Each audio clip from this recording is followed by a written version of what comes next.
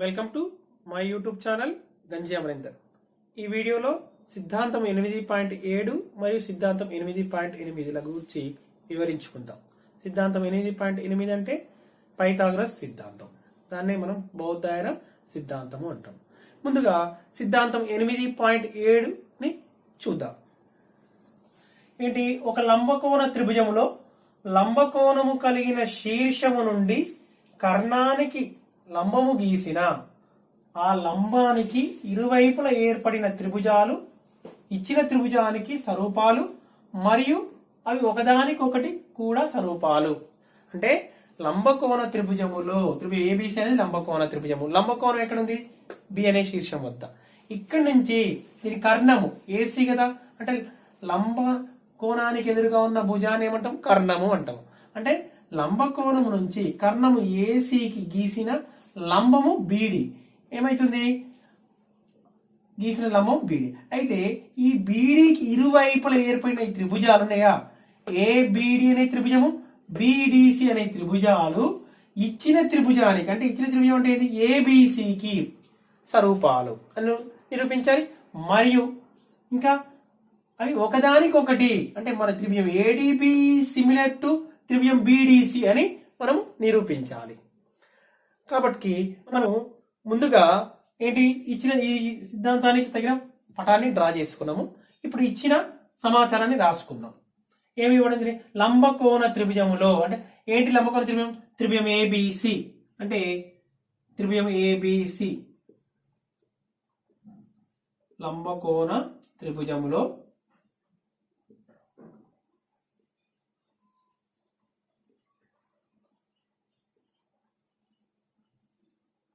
Angle B is equal to 90 డిగ్రీలు. అంటే ఇది బి అనేది ఏంటిది? లంబకోణము. ఇంకా ఇంకేంటి? కర్ణము ఏసి, కర్ణం ఏసి పైకి గీసిన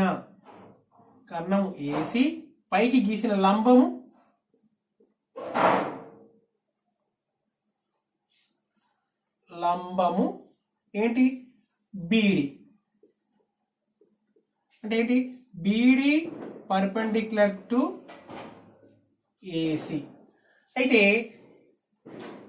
ఇరువైపుల ఏర్పడిన త్రిభుజాలు, ఇప్పుడు మనం ఏమన్నా నిరూపించాలి? ఇరువైపున ఏర్పడిన త్రిభుజాలు, ఇడికి ఇరువైపుల త్రిభుజం ఏడిబి అనే త్రిభుజం ఏర్పడింది, ఇటువైపు ఏర్పడింది? బిడిసి అనే త్రిభుజం.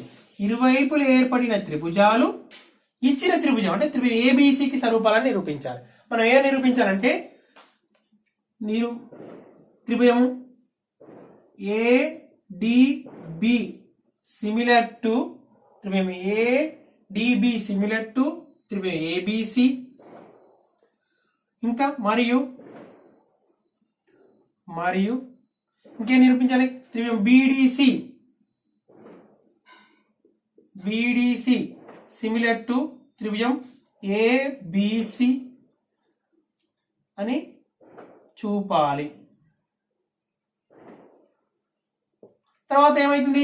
ఇప్పుడు త్రిభుజం ఏడిబి సిమిలర్ టు త్రిభుజం ఏబిసి, త్రిభుజం బిడిసి సిమిలర్ టు త్రిభుజం ఏబిసి మనం నిరూపించినట్లయితే తర్వాత ఏమైతుంది? ఆటోమేటిక్గా త్రిభుజం ఏడిబి సిమిలర్ టు త్రిభుజం బిడిసి అయితే కదా. ఏంటి? తర్వాత అవి ఒకదానికొకటి స్వరూపాలని కూడా చూపమంటాడు. అంటే ఒకే త్రిభుజము త్రిభుజం ఏబిసికి, ఏడిబి అనే త్రిభుజము త్రిభుజం ఏబిసికి సిమిలర్ గా ఉండి ఇంకొక త్రిభుజము కూడా త్రిభుజం ఏబిసికి సిమిలర్ ఉంటే అప్పుడు ఏమంటాం? ఈ త్రిభుజము ఈ త్రిభుజం సిమిలర్ స్వరూపాలని అంటాం కదా, స్వరూపాలని తీసుకుంటాం. కాబట్టి ఫస్ట్ మనము ఈ రెండింటిని నిరూపించాలి. త్రిభుజం ఏడిబి సిమిలర్ టు త్రిభుజం ఏబిసి, త్రిభుజం బిడిసి సిమిలర్ టు త్రిభుజం ఏబిసి అని నిరూపించాలి. దానికోసము నేనేం తీసుకుంటున్నా? త్రిభుజం ఏడిబి త్రిభుజం ఏబిసి త్రిభుజంలో ఏబిసిలో త్రిభుజం ఏడిబి త్రిభుజం ఏబిసిలో ఏమని రాస్తున్నా? Angle A is equal to angle ఏ. ఏంటి? ఈ యాంగిల్ ఏ అనేది త్రిభుజం ఏడిబిలో ఉంది, త్రిభుజం ఏబిసిలో ఉంది. కాబట్టి దీని ఏమనొచ్చు? సీన్స్ ఉమ్మడి కోణము, కామన్ యాంగిల్, ఉమ్మడి కోణము. ఇంకా next angle ADB is equal, ఇంకా ఏడిబిలో యాంగిల్ ఏడిబి త్రిభుజం ఏడిబిలో యాంగిల్ ఏడిబి ఈజ్ ఈక్వల్ త్రిభుజం ఏబిసిలో దేనికి సమానం? Angle ABC. ఏంటిది? డి వద్ద లంబకోణమే, బి వద్ద లంబకోణమే. అంటే ఇది లంబకోణము అంటే 90 డిగ్రీలు. లంబ కోణము ఏంటి 90 డిగ్రీలు అర్థం, దాని అర్థం 90 డిగ్రీలు. ఇప్పుడు కోణము సర్వగత నియమం ప్రకారం త్రిభుజం ఏడిబి సిమిలర్ టు త్రిభుజం ఏబిసి అనొచ్చు కదా. ఈ త్రిభుజంలోని రెండు కోణాలు ఈ ఏబిసిలోని రెండు అనురూప కోణాలకు సమానమైనవి. అంటే ఏంటి కోణము సర్వగత నియమం ప్రకారం కోణము సర్వగత నియమం ప్రకారం ఈ రెండు ఏంటి ఎలా ఉంటాయి స్వరూపకాలు. త్రిభుజం ఏడిబి సిమిలర్ టు త్రిభుజం ఏబిసి స్వరూపకత నియమం. ఇప్పుడు నెక్స్ట్ ఇంక మనం ఏం నిరూపించాలి, ఇంకా కోణం సర్వగత నియమం నుండి ఇప్పుడు మనం ఇది కాబట్టి ఈ రెండు త్రిభుజాలను తీసుకుందాం. ఇప్పుడు అది నిరూపించడం కోసం త్రిభుజం బిడిసి త్రిభుజం ఏబిసిలో ఏమంటున్నా ఇక్కడ ఉమ్మడి సిసి చూడండి, angle C is equal to angle C. అంటే ఇక్కడ ఏంది ఇది ఏమనాలి, సిన్స్ ఉమ్మడి కోణము కామన్ యాంగిల్ ఉమ్మడి కోణము. నెక్స్ట్ బిడిసి ఇక్కడ లంబం ఉందంటే ఇక్కడ కూడా లంబం ఏదా, angle BDC is equal to angle ABC. ఏంటి ఇక్కడ ఉన్న రీజనే సిన్స్ లంబకోణం అంటే 90 డిగ్రీలు. కాబట్టి therefore త్రిభుజం బిడిసి సిమిలర్ టు త్రిభుజం ఏబిసి. ఏంటి కోణము సరూపకత నియమం. కోణము సరూపకత. ఇప్పుడు చూడండి ఇది మనం ఏమనుకుందాం, ఇది 1 అనుకుంటే ఇది 2 అనుకున్నాం అనుకోండి. 1 and 2 1 మరియు 2ల నుండి రాయొచ్చు త్రిభుజం ఏడిబి సిమిలర్ టు త్రిభుజం ఏబిసి, త్రిభుజం బిడిసి సిమిలర్ టు త్రిభుజం ఏబిసి. కాబట్టి ఈ త్రిభుజము త్రిభుజం ఏబిసికి సిమిలర్ ఉంది, ఈ త్రిభుజం బిడిసి కూడా సిమిలర్ టు సేమ్ ట్రయాంగిల్. కాబట్టి therefore మనం ఏమని రాయొచ్చు 1, 2ల నుంచి ఏమని రాయొచ్చు త్రిభుజము ఏడిబి ఈ సిమిలర్ టు త్రిభుజం బిడిసి. ఇదిగా మనం నిరూపించాల్సింది.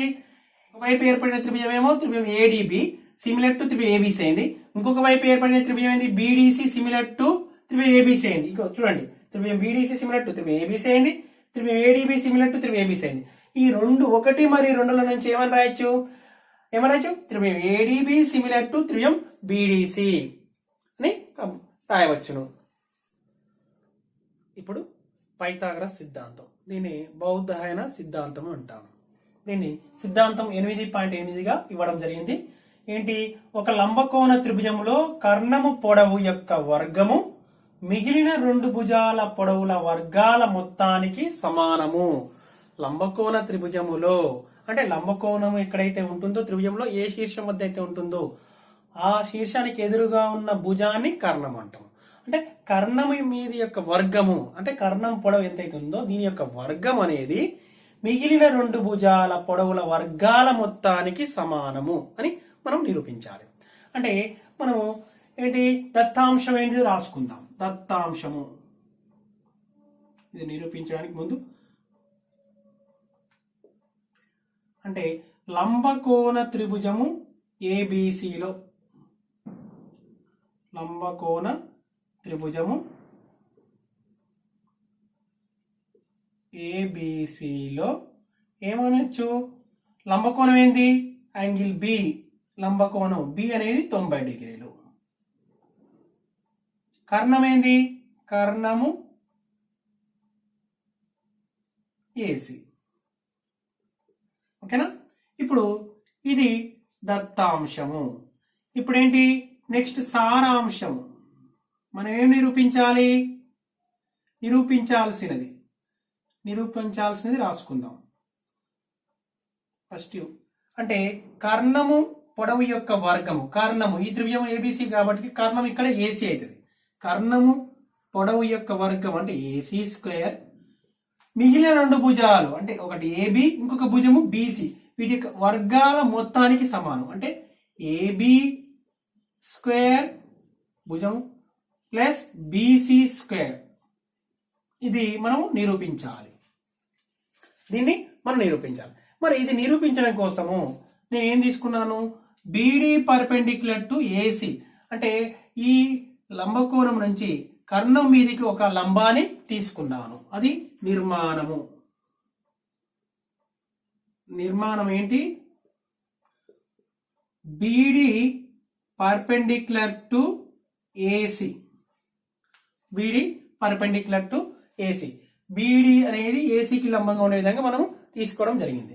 ఇప్పుడు ఈ బీడీ ఏం చేసింది, త్రిభుజ ఏబీసీని 2 లంబకోణ త్రిభుజాలుగా విభజించింది. ఇప్పుడు ప్రూఫ్, ఉపపత్తి.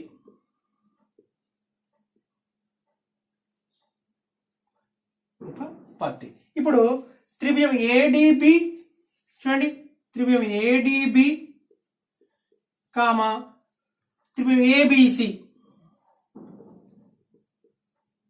లో angle A is equal to angle A ఉమ్మడి కోణము. సిన్స్ ఇది ఉమ్మడి కోణము, ఉమ్మడి కోణము. Angle ADB is equal angle ADB is equal to angle ABC. ఎందుకు, యాంగిల్ బి వద్ద కోణము 90 డిగ్రీలు కదా, లంబ కోణము అంటే 90 డిగ్రీలు. ఇవి లంబకోణములు కాబట్టి ఏమనొచ్చు, త్రిభుజం ఏడిబి సిమిలర్ టు త్రిభుజం ఏబిసి అనొచ్చుగా. దేర్ఫోర్ త్రిభుజం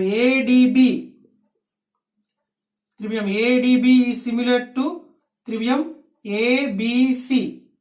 కోణము స్వరూపకతా నియమం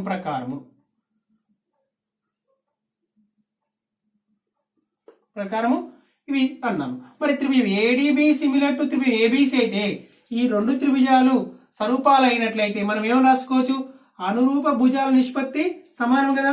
అంటే ఏడికి అనురూప భుజం ఇందులో ఏబి, తర్వాత డిబికి అనురూప భుజం బిసి, తర్వాత ఏబికి అనురూప భుజం ఇందులో ఏసి. ఇప్పుడు మనము ఈ 2 అనురూప భుజాల నిష్పత్తి సమానంగా తీసుకుందాం. 3 సమానం ఉన్నప్పుడు AD by AB is equal AB by AC. ఇప్పుడు చూడండి, క్రాస్ మల్టిప్లికేషన్ చేయండి. AC into AD is equal AB into AB. ఏమవుతుంది, AB into AB. AC into AD is equal AB square. ఇది 1 అనుకుందాం. నెక్స్ట్ ఇప్పుడు మళ్ళీ నేను ఏం తీసుకుంటున్నా, త్రిభుజం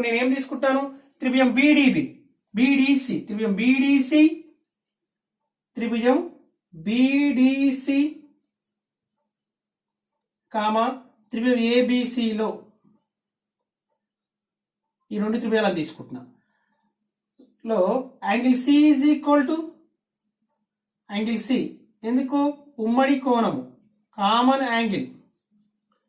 ఇది ఉమ్మడి కోణము.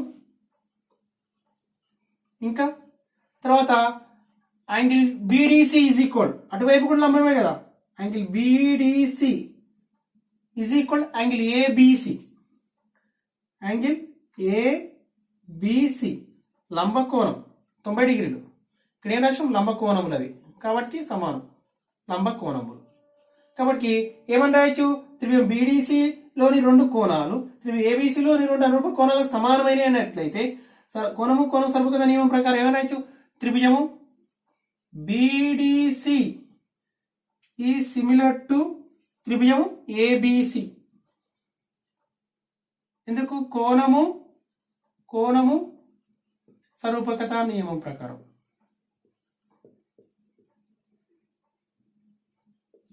అంటే ఈ త్రిభుజం స్వరూపాలైనట్లయితే ఏం రాసుకోవచ్చు, అనురూప భుజాల నిష్పత్తి సమానం రాసుకోవచ్చుగా. బీడీకి అనురూప భుజము ఏబి, తర్వాత డిసికి అనురూప భుజము బిసి, తర్వాత బీసీకి అనురూప భుజము ఫస్ట్ అండ్ లాస్ట్ ఏసి అన్నప్పుడు ఇప్పుడు ఈ 2 భుజాల అనురూప భుజాల నిష్పత్తి సమానంగా తీసుకుంటున్నాం. DC by BC is equal BC by AC. మళ్ళీ అగైన్ క్రాస్ మల్టిప్లికేషన్ చేసుకోండి. అంటే ఏసీ అనేది డిసి మల్టిప్లై చేస్తుంది. ఏసీ ఇంటూ డిసి, ఇక్కడ కూడా AC into DC is equal BC into BC. ఏమవుతుంది? AC into DC is equal BC into BC అంటే బీసీకి స్క్వేర్. ఇది ఎంత? 2. ఇప్పుడు ఏంటి? 1, 2లను సమీకరణం 1 మరియు 2లను ఏం చేద్దాం? యాడింగ్ అంటే కలపగా, 2లను కలపగా. కలిపితే ఏమవుతుంది? ఎడమ వైపు ఉన్న విలువలు ఏసీ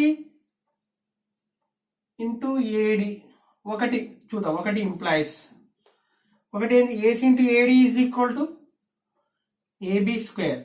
ఇది 1 కలపగా లేదా కూడగా. 2 implies AC into DC is equal to BC square. ఏమవుతుంది? కలిపితే ఏసీ ఇంటూ ఏడి ప్లస్ ఇది కలుపుకోవాలిగా, ఏసీ ఇంటూ ఏడి ఒకటే టర్మ్. ఇప్పుడు ఏంటి? AC into DC is equal ఏంటి? ఏబి స్క్వేర్ కి ఏం కలుస్తుంది? ప్లస్ బీసీ స్క్వేర్ కలిసింది. చూడండి, ఇందులో ఏసీ, ఇక్కడ ఏసీ, రెండులో ఏసీ కామన్ ఉంది. అంటే ఏసీని కామన్ తీస్తే ఇక్కడ ఏం మిగులుతుంది? ఏడి ప్లస్ ఇక్కడ ఏం మిగులుతుంది? DC is equal AB square plus BC square. చూడండి, AD plus DC, AD plus DC ఏమవుతుంది? ఏసీ అవుతుంది. చూడండి, ఏసీ ఇంటూ ఈ బ్రాకెట్ ఏడి ప్లస్ డిసి ఏమవుతుంది? AC is equal AB square plus BC square. AC into AC AC square is equal AB square plus BC square. చూడండి, ఇదే కదా మనం నిరూపించాల్సిన సారాంశం. ఏది? AC square is equal AB square plus BC square. ఇదే కదా మనకు నిరూపించింది. ఓకేనా? AC square is equal AB square plus BC square. ఏంటి? లంబకోణ త్రిభుజములో కర్ణము పొడవు యొక్క వర్గము అంటే ఏసీ స్క్వేర్ ఈజ్ ఈక్వల్ మిగిలిన 2 భుజాలు ఏంటి? ఏబి బీసీ భుజాల పొడవుల వర్గాల మొత్తానికి వర్గము. ఈ భుజము ఏబి, ఇంకో భుజము బీసీ, భుజాల పొడవుల వర్గాల మొత్తానికి సమానము. దీన్ని మనం ఒకసారి మొత్తం ఓవరాల్ మనం ఏం చేసాం ఒకసారి చూసినట్లయితే, ఫస్ట్ త్రిభుజం ఏబిసి అనే లంబకోణ త్రిభుజాన్ని తీసుకున్నాం. లంబకోణ త్రిభుజాన్ని తీసుకొని లంబకోణం ఎక్కడ ఉందో, లంబకోణం ఏ శీర్షం వద్ద అయితే ఉందో అక్కడి నుంచి ఎదురి భుజానికి అంటే కర్ణానికి మనం ఒక లంబాన్ని డ్రా చేసినాం. అది నిర్మాణం కింద. తర్వాత అప్పుడు ఏమైంది? ఈ లంబం అనేది ఏం చేస్తుంది? ఏబిసిని లంబకోణ త్రిభుజాన్ని 2 లంబకోణ త్రిభుజాలుగా విభజిస్తుంది. అప్పుడు ఈ ఏడిబి అనే త్రిభుజాన్ని తోటి త్రిభుజం ఏబిసిని సిమిలర్ దాన్ని తీసుకుంటాం మనం ఇంతకుముందు సిద్ధాంతంలోనే. దాని త్రిభుజం ఏడిబి త్రిభుజం ఏబిసిలని తీసుకొని angle A is equal angle A అని ఉమ్మడి కోణము, angle ADB is equal angle ABC అని లంబకోణము అని చెప్పేసి మళ్ళీ ఇక్కడ ఆ సిద్ధాంతాన్ని నిరూపించినప్పటికీ మళ్ళీ ఇక్కడ నిరూపించడం జరిగింది. Direct ADB similar to ABC అని తీసుకోవచ్చు, కానీ ఎందుకు అనేది ఇక్కడ ఈ 2 స్టెప్ల ద్వారా వివరించిన. ఏడిబి సిమిలర్ టు త్రిభుజం ఏబిసి అని ఎందుకంటాము అంటే ఇందులో ఉన్న యాంగిల్ ఏ ఉమ్మడి కోణము, యాంగిల్ ఏడిబి యాంగిల్ ఏబిసి లంబకోణం కాబట్టి కోణం సర్పకత నియమం ప్రకారము త్రిభుజం ఏడిబి ఈజ్ సిమిలర్ టు త్రిభుజం ఏబిసి అంటే triangle ADB similar to triangle ABC అని తీసుకుంటాం. 2 త్రిభుజాలు స్వరూపాలు అయినట్లయితే మనం ఏమని రాసుకోవచ్చు? అనురూప భుజాల నిష్పత్తులు సమానం అని రాసుకోవచ్చు. కాబట్టి ఏడి బై ఏబి, తర్వాత next DB by BC, AB by AC అని తీసుకున్నాం. మనకు ఏవైతే అవసరమో ఆ రెండు భుజాల నిష్పత్తులు సమానంగా తీసుకున్నాం. అంటే AD by AB is equal AB by AC తీసుకున్నా, క్రాస్ మల్టిప్లికేషన్ చేసుకున్నాం. ఏబి ఇంటూ ఏబి స్క్వేర్, మనకి ఇక్కడ ఏబి స్క్వేర్ కావాలి కదా, కాబట్టి ఏబి అనే భుజం కావాలి కాబట్టి AB square AC into AD అని ఈక్వేషన్ 1 అనుకున్నాం. నెక్స్ట్ ఏం తీసుకున్నాం? త్రిభుజం బీడీసీ మరియు త్రిభుజం ఏబిసి తీసుకుని మళ్ళీ ఇది కూడా డైరెక్ట్ స్వరూప త్రిభుజాలను తీసుకోవచ్చు. కానీ ఇక్కడ మనం ఏం చేసాము? స్వరూపాలను నిరూపించి స్వరూపాల ఈ రెండు త్రిభుజాలకు స్వరూపాలు అన్నాం. Angle C is equal angle C, angle BDC is equal angle ABC. ఎందుకు? ఇది లంబ కోణం, ఇది ఉమ్మడి కోణం. కాబట్టి ఈ త్రిభుజంలో రెండు కోణాలు, ఈ త్రిభుజంలో రెండు అనురూప కోణాలు సమానమైంది. కాబట్టి కోణం స్వరూపగత ప్రకారం ఈ రెండు త్రిభుజం, ఈ త్రిభుజం స్వరూపాలు. స్వరూపాలు అయినట్లయితే ఏం రాసుకోవచ్చు? అనురూప భుజాల నిష్పత్తి. మళ్ళీ ఇక్కడ అనురూప భుజాల నిష్పత్తి సమానం రాసుకున్నా. ఇక్కడ మళ్ళా నేను ఈ రెండింటిని తీసుకున్నా. DC by BC is equal BC by AC. Cross multiply చేసి BC square is equal AC into DC వస్తుంది. ఇది దీన్ని 2గా తీసుకున్నా. 1, 2 కలిపినాము, ఏసీని కామన్ తీసినాం. ఏసీని కామన్ తీసేస్తే ఏడి ప్లస్ డీసీ ఉంటుంది. ఏడి ప్లస్ డీసీని ఏమని రాసుకోవచ్చు? ఏసీ ఉంటుంది. ఇక్కడ ఏసీ బయట కామన్ తీసుకున్నాము, బయట తీసుకున్నాము అంటే ఏసీ ఇంటూ ఏసీ ఏమైతే ఏసీ స్క్వేర్ అవుతుంది. ఇక్కడ ఏమొస్తుంది? రైట్ సైడ్ ఏముంది? ఒకటి ఏబీ స్క్వేర్. ఈక్వేషన్ 1 లో రైట్ సైడ్ ఏముంది? ఏబీ స్క్వేర్ ఉంది. ఈక్వేషన్ 2 లో బీసీ స్క్వేర్ ఉంది. ఈ రెండింటిని కలిపితే ఏమొస్తుంది? AB square plus BC square. This is AC into AC, AC square is equal AB square plus BC square. ఇదే కదా పైథాగరస్ సిద్ధాంతం. ఓకే, ఈ విధంగా నిరూపించాం. Okay, thank you.